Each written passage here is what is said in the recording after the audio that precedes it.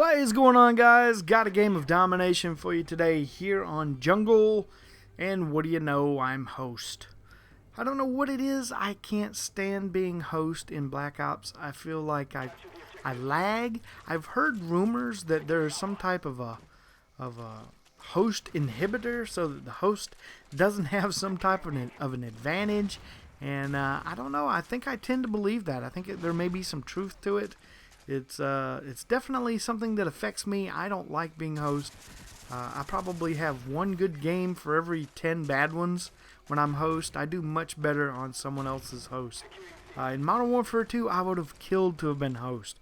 The host connection in Modern Warfare 2 made a world of a difference, but I just don't see it in Black Ops. Maybe if you guys have an opinion on that, you can reply in the comments below and let me know, what do you think? Is there a host advantage in Black Ops, or is it a disadvantage? I am in the camp that says there is a disadvantage because I suck when I'm host. This is one of those rare occasions. But playing Rambo here, I got the Gold M60, which looks pretty damn sweet in the gold camo, I have to say. But this is a big son of a bitch when you have to run around with it, so I think I might be using Marathon. I'm not sure. I often use Marathon when I use the M60 just because it takes so much to move with it. It just makes you feel like you weigh 500 pounds when you're running with this thing. But it is a beast of a gun with the grip on it. It's just rock steady. You can just throw bullets at people forever and a day. But hope you guys had a really good weekend. Mine was pretty sweet. I heard news that PlayStation Network has come back online. I've not tried my PS3 yet. In fact, when I get through recording this, I might go turn it on and do the firmware update and check everything out and see if it's operational. I certainly hope that it stays up and nobody takes it down again. I know that there have been rumors swirling about what group is even responsible for the attack on the PlayStation Network. I know that many people believe that the group Anonymous is responsible for it, and I'm pretty sure Anonymous has come forward and said, as an organization, they are not responsible for it, that they are not endorsing the attack on the PlayStation Network. But that doesn't necessarily mean that it's not some members of the group Anonymous that did it, because as you know, they are one of the leading, I guess you could consider them cyber terrorist groups. You know, if they decide they want to take down a website, by golly, they're going to take it down. And they do that in order to bring attention to the causes that they believe in. And that might be the case with this. It's just hard to say until the actual people that are responsible are either caught or come forward and admit that they did it. It's hard to say, you know, what all happened. But as the time that I'm recording this, the PlayStation Network is supposed to be coming back online, kind of in waves across the world. Different countries are going to come online at different times, and hopefully all will be well and all the PlayStation players will be able to return to their regular gaming schedules. But just got through cutting a video for Machinima that will hopefully be up later this week, talking a little bit about the E3 coverage. Kind of looking at, forward to this year's E3. I think there's going to be a lot of information that will be revealed. The recent Modern Warfare 3 info that we talked about the other day, that will be hopefully presented like it was supposed to have been done at E3. At least that is what I've heard. All the information that was on Kotaku.com was actually scheduled to be released at this year's E3. Now, I don't know exactly what kind of presentation they were going to have, because there certainly was a lot of information. Generally, they just bring it out in little bits and pieces, a little bit here and a little bit there, but there was so much information released in that group on Kotaku. It's hard to say what in the world they were really going to put together. It would have to be a pretty detailed press conference with that much info. I generally would think they would just be teasing us a little bit right now, and I'm sure you guys probably have now seen the teaser trailer that was up, and they really didn't do much for us other than tease us. It was no real info.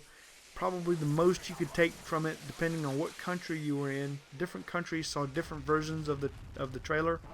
Like here in America, they hinted to the battle being in New York, so it will be returning to U.S. soil in the single-player campaign. Now, I know most of us don't necessarily care a lot about the single-player campaign, but I think the single-player affects what maps we get in the multiplayer, because most of the time the multiplayer maps are based on events that happen during the single-player.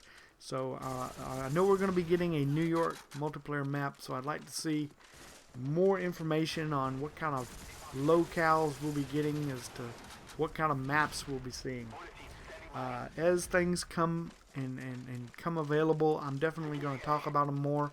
I did mention in the comments on my previous Modern Warfare 3 related video, a lot of you were concerned that I might get in trouble and get a strike on my channel and get copyright issues going again.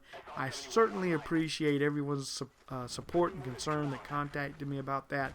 But trust me, I learned my lesson the last time.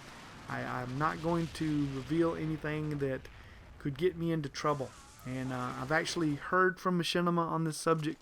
They have pretty much spelled it out in black and white that if you release any pictures, videos, or files related to that info leak, that you could receive a strike. But if you simply talk about it, that nothing should happen. I mean, in all interest here, we're just talking. It's just speculation. We don't really know the facts. We're just guessing. I'm just looking at the information that's out there and giving you my thoughts and opinions on it. And that's really all it is. And in that sense, they can't really hold that against you. I mean, it's free to talk about. If they wanted us to not talk about it, I think they probably need to do a little bit better job of handling their security issues. But that's pretty much the story on that. What else do we got to talk about today? Oh, E3 coverage. I was talking about that. I'm mentioning this in a video for Machinima that I just made. Machinima is going to be covering E3 this year, and they're going to be doing it with a daily live stream, and that's going to be pretty cool. I would love to go to E3, but I just can't take off and leave all of the things I got going on here. I've got a business to run. I just can't take off and go. But it would definitely be fun to attend E3. It would be really cool to meet a lot of industry people and learn about all these things firsthand and see them in person. But like you guys, I'm going to depend on the internet and TV. I'm sure G4 TV will probably have daily coverage of E3. They have always done that before. And I'm going to depend on those networks to keep me completely informed on E3 coverage. So we're about a month away from that, a little less than a month, I guess. And that is something I am absolutely looking forward to. There's all kinds of stuff that's going to be revealed, and I want to know about it just like you guys. But this game here, we're just about finished with it. Get my last Blackbird of the game. This was my anti-ghost killstreak setup. You can't really hide from any of these. It's a napalm strike, mortar strike, and Blackbird. All those things can affect ghost players, so that is why I was running it. And now we're over. That's it. Four caps, 3 defends with a 32-8, mostly with the M60. Had to switch to the Famas a little bit at the end. Hope you enjoyed it, and I will see you guys again later. Have a fantastic day, guys.